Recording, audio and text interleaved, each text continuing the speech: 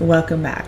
We are again talking about anxiety and another area of our personal life that we can gather some tools to use to decrease the anxiety in ourselves and to really forge a path that we want that leads to the best version of who we can be, and to no longer allow the past to hold on to us, right? Or our fear to hold on to us.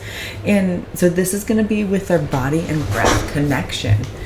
And with this, we're going to reconnect to ourselves. We are going to learn how to listen to our body, to scan our body, to understand what is going on. Like with any strong emotion, anxiety being one of those, our body will tell us this. And I usually work with kids. Those are the ones who sometimes have a harder time noticing what their body is trying to tell them and really stopping and paying attention. But adults who haven't been taught this have a hard time too. You know, we understand that our bodies will tell us the signs of whatever's going on before our mind catches up to us. And it's really important that we pay attention to this and we understand it within ourselves. So there is something powerful, I think, about using your body and your breath that can help you calm anxiety and come back to center. And even when everything in your life feels like it's too much, we have this tool that we can use. And so anxiety isn't just in our mind, right? It is in our body. That's where it lives. That's where it tells us. It's our nervous system that lets us know that something is not right with any strong emotion or any situation. And when we learn to listen to our body, move with our body, and breathe through our body, we can begin to reclaim our peace. So we're going to listen to our body, right? We're going to use breath as a tool. We are going to regulate with movement, create safety in our body, and build a daily body-mind practice that will hopefully help keep you grounded. So what's one area that we can start doing this in our lives? Well, we can listen to our body. Our body is amazing. Our body will tell us so much things if we just pay attention to it. So your body is always speaking to you. But in a world that we live where we hustle a lot, we produce a lot of productivity, and certain parts of ourselves we tend to numb.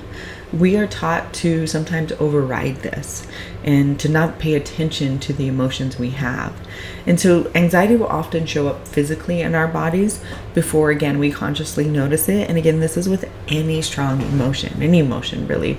I guess it doesn't have to be strong at all, but you might feel with anxiety, you have tight shoulders. Your stomach might be discomfort, right? Might not feel really well. Maybe you have like a butterfly feeling in your stomach. You could have tingling hands. You could have jaw clenching. You could feel like you need to run or freeze. And remember, these are not random feelings that we have. These are actual signals from our nervous system that's letting us know something is going to happen or has happened, and we need to be on alert for it to happen again. So practice tuning in. So take 60 seconds to do a body scan. Close your eyes, and from your toes to your head, ask yourself these questions. What is tense? What is numb? And what is buzzing inside of me? Sit in stillness and breathe into whatever you notice without the need to fix it, right? We just want to be able to actually feel it so we can understand it. You could do a journal prompt too. So you could put, right now my body feels what? After we've tuned into it.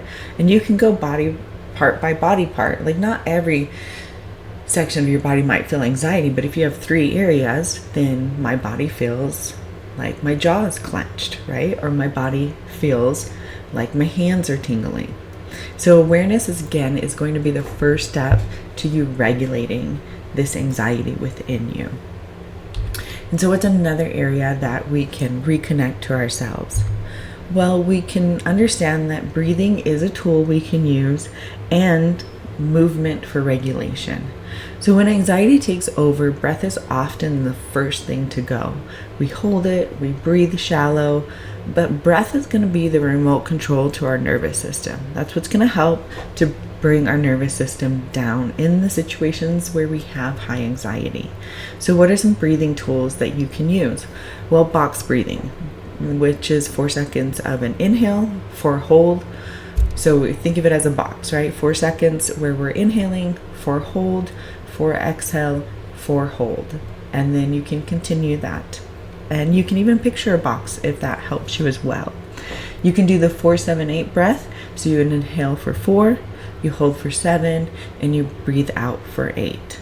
You can do the sighing breath. This is where you inhale through your nose and exhale with an audible sigh. And lastly, you can do hands on your heart breathing. So place a hand on your heart and breathe into it like you're hugging yourself from the inside. So even 2 minutes can shift you from a fight to flight to a rest and a digest. We just need to pause, right? We need to do the 60-second body scan or the 30-second body scan to understand that we need something, and then we need to be able to pause and then implement what we need to implement. So movement can also help regulate stored energy. You can gently stretch, you can walk barefoot on the grass, you can shake it out. So literally you're going to be shaking your arms, your legs, your hips for like 30 seconds or more if needed. You can dance to one song in your kitchen. You can do slow yoga or Tai Chi. Movement doesn't have to be intense, and it just needs to be honest and intentional. And again, whatever breathing technique works for you and whatever movement works for you. It's not going to be the same for everybody. It'll be different when it shows up for you.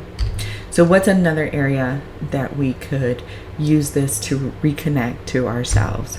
Well, we can understand that we can create safety in the body, in our own body, and we can build a mind-body routine. And so when anxiety is chronic, the body stops feeling like a safe space in the end. Think about too, if you grew up in a very chaotic home, maybe it was really hard to regulate yourself because 1, you were never taught, and 2, you're trying to survive in an environment where a parent isn't regulating themselves. So you never know where to go with your emotion, right? And so we do learn that maybe our body isn't a safe space. Maybe something happened to you physically as growing up, or maybe even as an adult. And so at some point we may learn again that our body isn't a safe space, and we need to learn how to create that safety in our body, because our body can be a safe space for us and should be a safe space for us. So you might disassociate, you might numb out, you could feel like your skin is too tight. All these are just fine signals that your body has. So you're not broken at all, but you're protecting yourself, right? Again, think about the trauma that may have occurred to you to disassociate or to numb out or to feel like your skin is tight, to feel uncomfortable in your own body. Again, this is okay. We had to do it to survive, right? You had to do it to survive. And now we need to teach our body that it is safe, and we can create that safe space for us. And we should do this in small steps. You can teach your body that it's safe to be present again in it. And so how can we create safety? Well, you can use grounding objects. So a soft blanket, a smooth stone, or maybe some warm tea to help. You can try pressure, maybe a weighted blanket, hugs, or even pushing hands against a wall. You can visualize safety. Picture a warm light or calm place filling your body with every breath. So you can picture with a warm place, you going into a space that is warm and inviting, and you have created it in your mind to know that you are safe where you're at. Then you will build it into a daily routine, a short one that becomes your anchor in the end. So an example of a mind-body routine would be sit comfortably, your feet are grounded, do 3 deep belly breaths, gently stretch your arms, neck, and hips, and end with an affirmation like, my body is a safe place to be. This routine will train your nervous system to regulate, to trust, and to come home to yourself. So important. Our body is an amazing thing to have, and if it's ever been hurt, harmed, or we haven't been taught that it's safe, we can now, as an adult, start teaching ourselves that we have a safe space to come to when we need it. And so your body, again, is not your enemy, right? Anxiety is just its way of trying to protect you. And when you listen to it, when you breathe with your body and move with care, you create a new relationship within your inner world. And you don't have to force stillness. You can feel your way back into it. It's going to be a slow process, like when we want to change anything. It's never going to happen quickly, and that's okay. That's just the way things are. So again, remember that you are not too much. You are not too sensitive. You're beautifully wired for awareness, and you're learning to feel safe in your own skin again. So here we are at the comment section, and I would like to know, have you reconnected with your own body? Right? What has worked for you? What body-breath connection is helpful?